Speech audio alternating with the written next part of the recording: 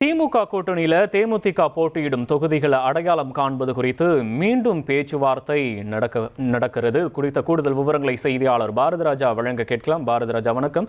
தொகுதிகளை அடையாளம் காணுவதில் என்ன சிக்கல் இருக்கிறது, தொடர்பான விவரங்கள்?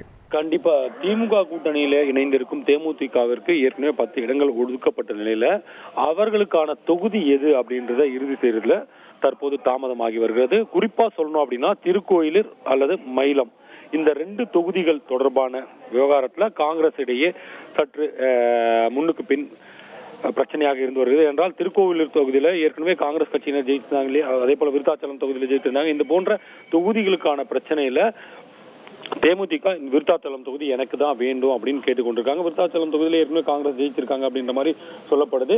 இந்த பிரச்சனை காரணமாக தற்போது தொகுதியை இறுதி செய்வதில் எந்த தொகுதியில போட்டியிடும் தேமுதிக அப்படின்றத இறுதி செய்வதில் சிக்கல் ஏற்பட்டிருக்கிறது.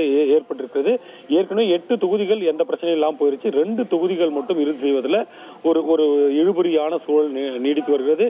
இதன் காரணமாக எந்தெந்த தொகுதிகளை வேட்பாளர்கள் யார் அப்படின்ற அறிவிப்புகளையும் தாமதம் ஏற்பட்டிருக்கிறது. இன்று அதை இறுதி செய்து விடுவார்கள்.